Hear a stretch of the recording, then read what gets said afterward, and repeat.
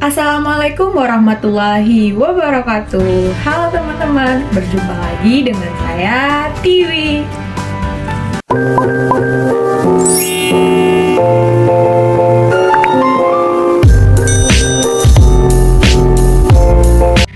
Perkenalkan, nama saya Tiwi dengan NIM 2522105. Saya berasal dari PT IKA 2C UIN C Enjamil Jambek Bukit Tinggi. Nah, di video ini saya akan menyampaikan materi untuk memenuhi ujian tengah semester sistem basis data, yaitu dengan dosen pengampu Bapak Rian Amanda MPDT. Nah, pada mata kuliah sistem basis data ini saya akan membahas 4 materi.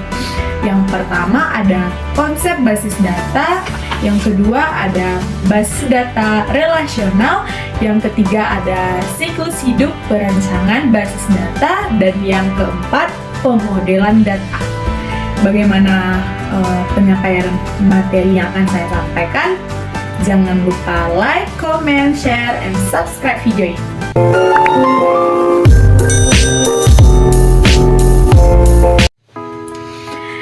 Oke, kita masuk kepada materi yang pertama, yaitu konsep basis data. Perkembangan basis data. Tahun 1960-an, Charles Bateman mendesain generasi DBMS pertama yang disebut dengan penyimpanan data terintegrasi atau Integrated Data Store. Tahun 1960-an, IBM mengusulkan sistem manajemen informasi yang hasilnya yaitu sistem SABRE. Nah, sistem ini memungkinkan user untuk mengakses data yang sama pada jaringan komputer. Tahun 1970-an, Edgar Kahn mengusulkan model relasional. Tahun 1980, model relasional menjadi DBMS paling dominan. Nah, akhir tahun 1980 dan awal tahun 1990, banyak bidang sistem basis data yang dikembangkan. Selanjutnya, definisi dari basis data. Basis data yaitu kumpulan item yang berhubungan satu sama lain berdasarkan skema dan struktur tertentu, tersimpan di dalam hardware dan software untuk memanipulasi data dengan tujuan tertentu. Nah, sebelumnya kan kita sudah membahas definisi dari basis data. Sekarang kita masuk kepada definisi dari sistem basis data. Kalau basis data sendiri yaitu kumpulan dari item. Nah, sistem basis data ini yaitu kumpulan dari tabel yang saling berhubungan dan kumpulan program yang memungkinkan pengguna atau user atau bisa jadi program aplikasi lain untuk mengakses dan memanipulasi tabel data tersebut. Nah, komponen dari sistem basis data ini ada 5. Yang pertama perangkat keras, yang kedua sistem operasi, yang ketiga manajemen sistem, yang keempat ada user atau pemakai atau pengguna, dan yang terakhir itu aplikasi atau perangkat lain. Kalau tadi kita sudah mengetahui definisi dari sistem basis data, komponen-komponennya, sekarang kita akan membahas mengenai tujuan basis data. Yang pertama tentu memberikan kemudahan, ketepatan, dan kecepatan. Yang kedua, tidak ada duplikasi data. Yang ketiga, datanya terintegritas. Yang keempat, tidak tergantung pada program aplikasi. Yang kelima, dapat dipakai secara bersama. Yang keenam, diterapkan standarisasi. Yang ketujuh, up to date. Yang kedelapan, untuk memenuhi kebutuhan konten informasi. Yang ke-9, menyediakan informasi yang alami dan mudah dipahami. Dan yang ke-10 yaitu mendukung kebutuhan pemrosesan. Nah, manfaatnya pun tentu tidak jauh-jauh dari tujuan yang ingin dicapainya. Manfaatnya bisa dilihat dari yang pertama, untuk kecepatan dan kemudahan, kebersamaan pemakaian, pemusatan kontrol data, efisiensi ruang penyimpanan, keakuratan, ketersediaan, kelengkapan, keamanan, kemudahan pembuatan program, dan yang terakhir yaitu user view. Dari banyaknya manfaat yang ada pada sistem basis data, tentu sistem basis data juga memiliki resiko pemakaian. Yang pertama, perlu personal khusus, perlu perangkat lunak, bahkan perangkat keras khusus. 3. Perlu backup eksplisit. Yang keempat, konflik dipakai bersamaan. Yang kelima yaitu perlu konsensus antar organisasi pemakai. Operasi dasar dari basis data yang pertama, pembuatan basis data, penghapusan basis data, pembuatan file atau tabel, penghapusan file atau tabel, pengubahan tabel, penambahan data, pengambilan data, dan yang terakhir penghapusan data.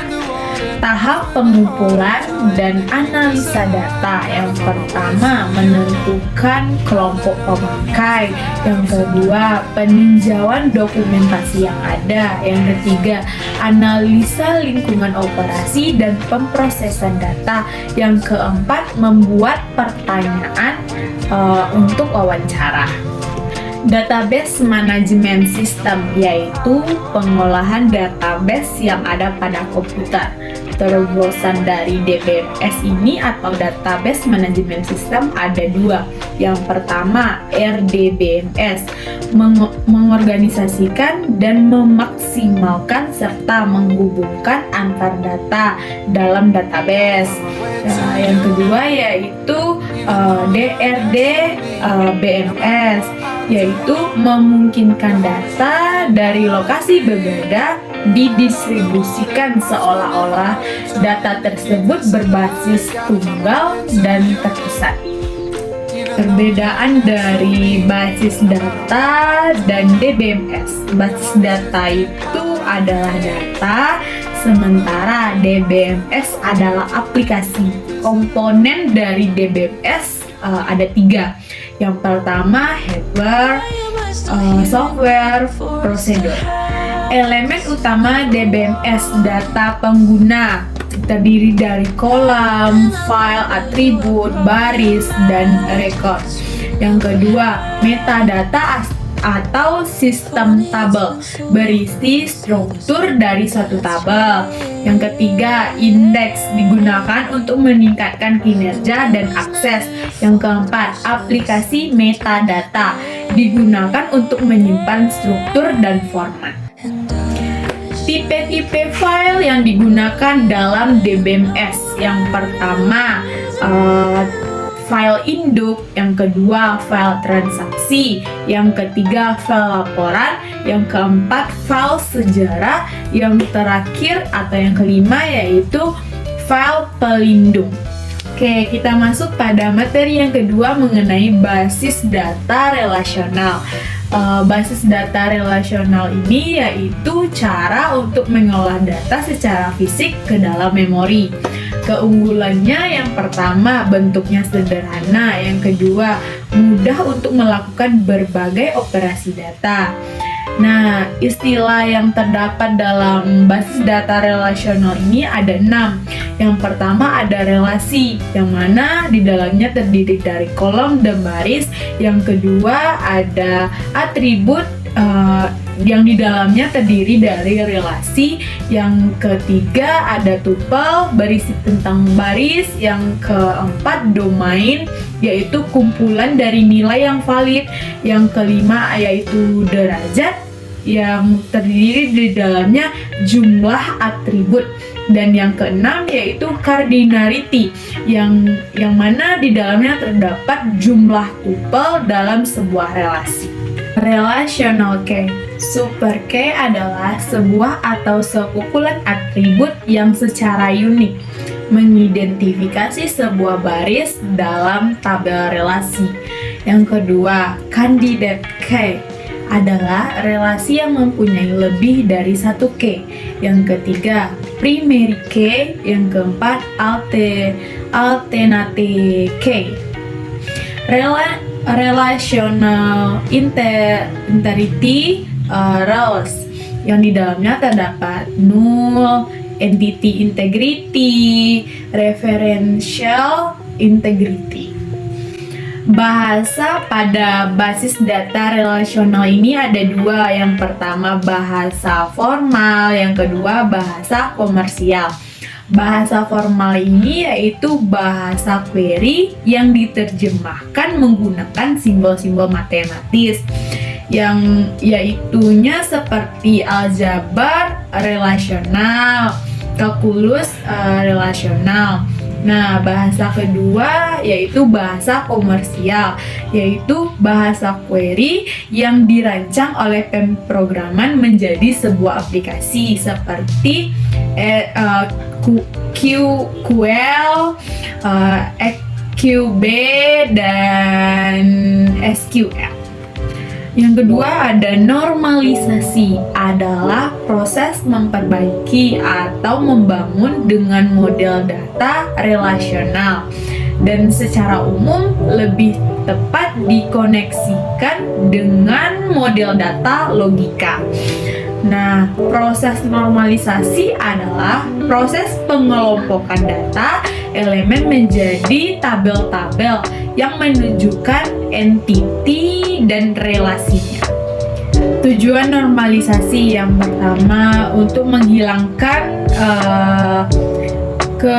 kelengkapan data, untuk mengurangi kompleksitas, untuk mempermudah pemodifikasian data.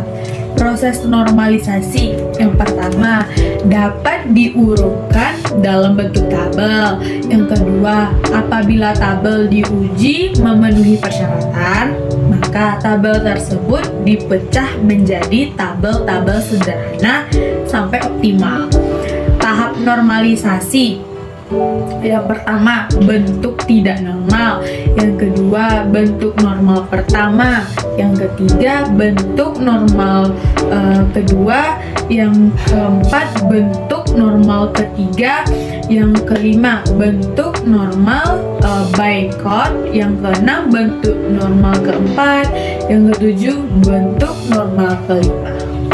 Oke, kita masuk pada materi yang ketiga, yaitu siklus hidup perancangan basis data.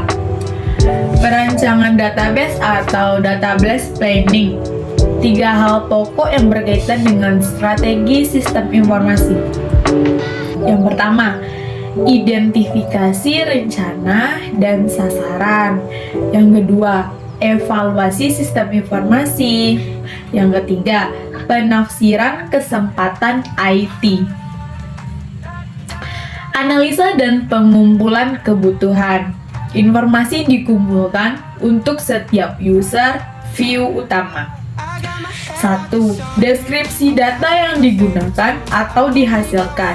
Yang kedua, detail mengenai bagaimana data digunakan atau dihasilkan. Yang ketiga, beberapa kebutuhan tambahan untuk aplikasi database yang baru. Pendekatan terpusat. Yang pertama, kebutuhan untuk setiap user view digabungkan menjadi sekumpulan kebutuhan. Sebuah global data model dibuat berdasarkan atas penggabungan kebutuhan. Pendekatan integrasi view. Yang pertama, membangun data terpisah untuk mempresentasikan user view. Yang kedua, model data yang presentasikan user view tunggal disebut sebagai local data model. Yang ketiga, kemudian local data model digabungkan untuk menghasilkan global data model. Database design, tujuan utamanya mempresentasikan data, menyediakan model data yang mendukung, menspesifikasi desain minimal. Pendekatan dalam desain database. Yang pertama, top down, bottom up, inside out, dan mixed. 3 fase database design. Yang pertama, konseptual database design. Yang kedua, logical database design. Yang ketiga, physical database design. DBMS selection. Tahap-tahap utamanya yaitu mendefinisikan 2 atau 3 produk.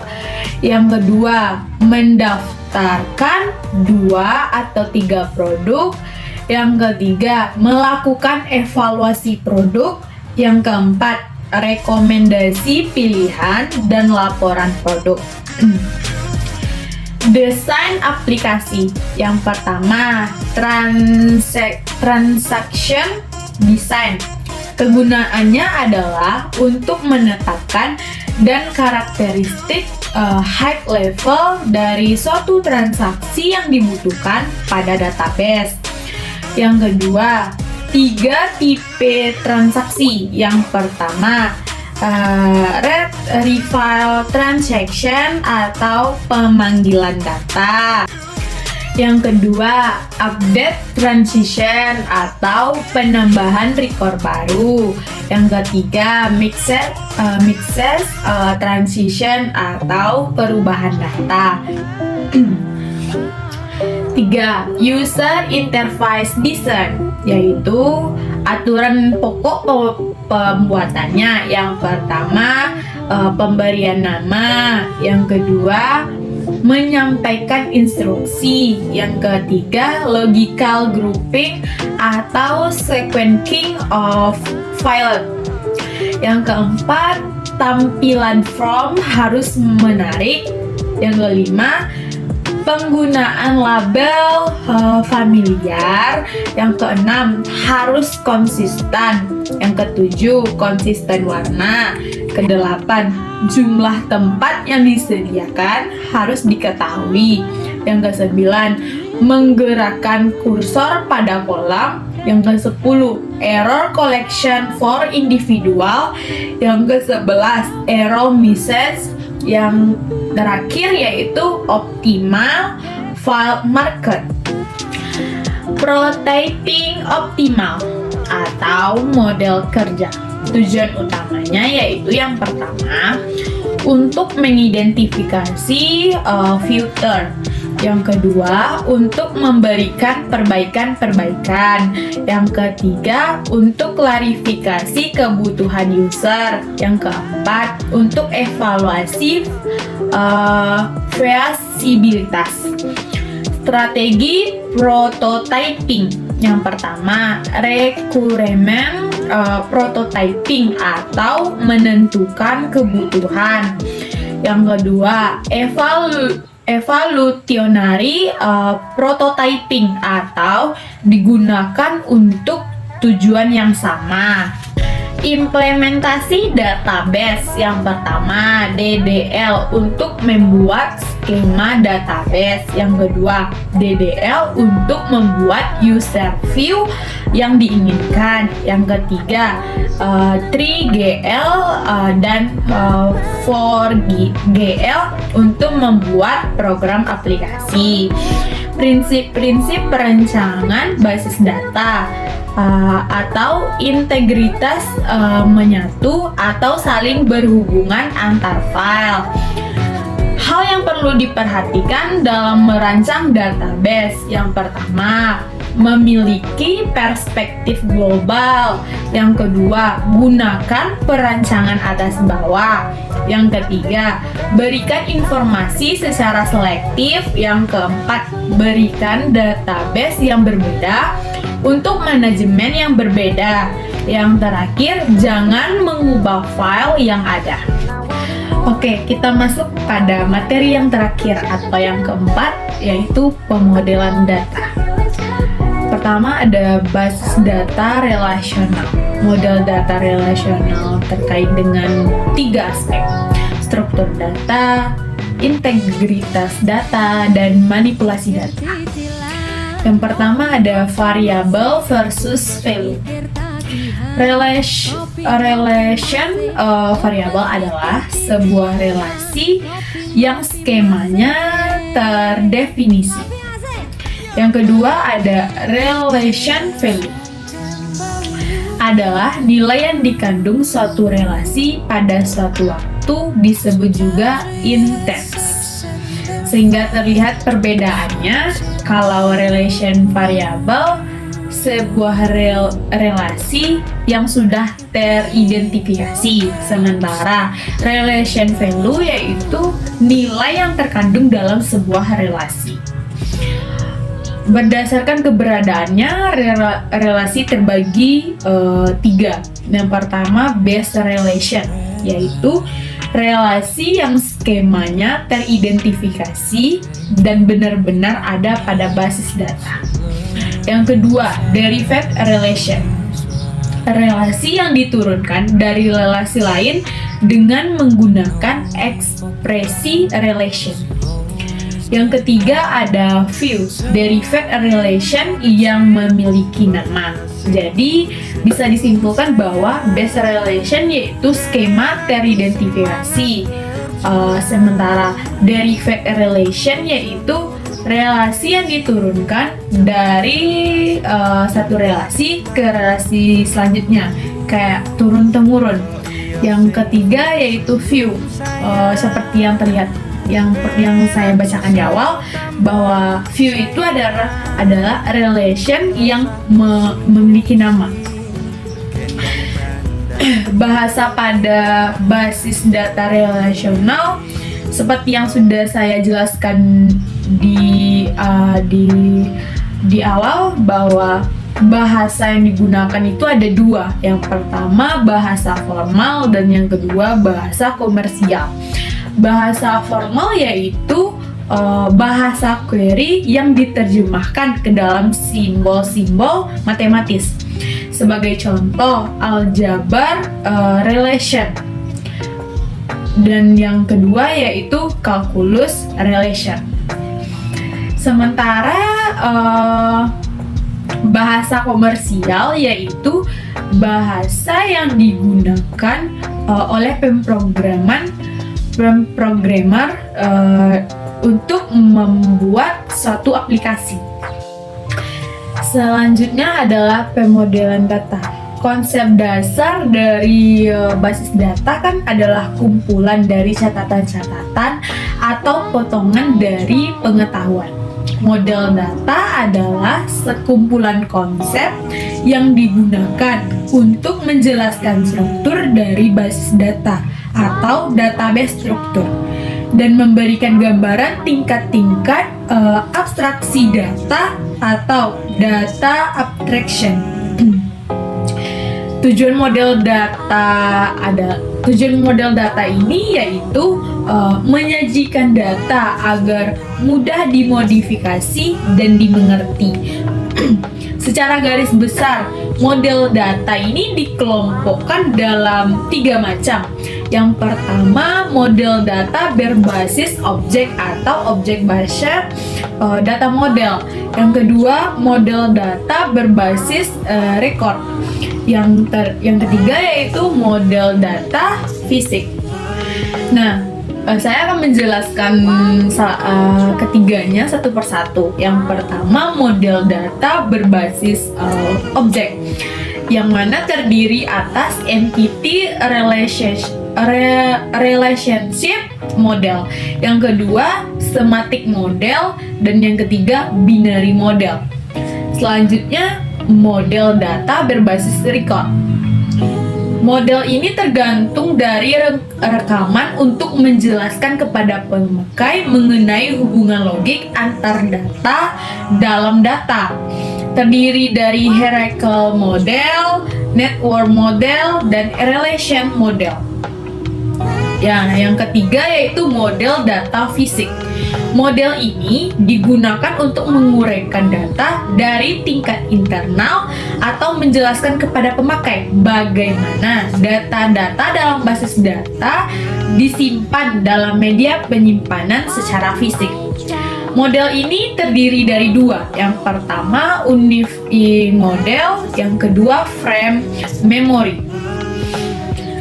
Kedua yaitu tentang entity relation model. Entity relation model pada hakikatnya perwujudan dari model relasional dalam bentuk diagram yang disebut juga dengan IR diagram. Entity relational model ini terdiri dari tiga. Yang pertama yaitu domain data, disebut juga sebagai himpunan entitas. Yang kedua yaitu file data atau atribut. Yang ketiga hubungan antar relasi dan domain. Konsep dasar dari IR modeling. Yang pertama entity types. Entity adalah objek yang dapat didefinisikan secara unik. Entity dikarakterisasikan dengan suatu gugus atribut atau sekelompok entity yang memiliki karakteristik entity disebut dengan entity set. Setiap entity dari kelompok tersebut disebut sebagai member of set. Kedua yaitu relationship types adalah sekumpulan entitas yang berhubungan, mempunyai arti antara tipe entitas yang ada. Derajat relationship yang pertama ada binary relationship set, yang kedua ternary relationship set, yang ketiga ada n-ary relationship set. Nah, langkah-langkah dari entity relationship ini ada 5. Yang pertama, mengidentifikasi dan menetapkan seluruh himpunan entitas yang akan terlihat. Yang kedua yaitu menentukan atribut-atribut key dari masing-masing himpunan entitas. Yang ketiga, mengidentifikasi dan menetapkan seluruh himpunan relasi di antara himpunan entitas yang ada beserta foreign key-nya. Yang keempat yaitu menentukan derajat atau kardinalitas untuk setiap himpunan relasi. Dan yang kelima yaitu melengkapi hubungan entitas dan himpunan relasi dengan atribut-atribut deskriptif atau non-key. Selanjutnya yaitu derajat relasi minimum. Derajat atau kardinalitas relasi mewakili hubungan maksimum yang boleh terjadi antara himpunan entitas yang satu terhadap himpunan entitas yang lain. Di samping itu, ada pula yang disebut dengan derajat relasi minimum, yaitu menunjukkan hubungan minimum yang boleh terjadi dalam sebuah relasi antar himpunan entitas. Dalam diagram entity relationship, derajat relasi minimum boleh disetarakan, tapi hanya bersifat operasional. Notasinya adalah X, Y, di mana X mewakili derajat relasi minimum dan Y mewakili derajat maksimum. Nah, materi terakhir dari pemodelan data yaitu derajat relasi dengan notasi lain. Perbedaannya terletak pada penggambaran derajat relasi yang sekaligus juga telah mengakomodasi adanya derajat relasi maksimum. Sekian penyampaian materi dari saya. Terlebih dan terkurang saya mohon maaf. Saya akhiri dengan wassalamualaikum warahmatullahi wabarakatuh. Sampai jumpa di video selanjutnya.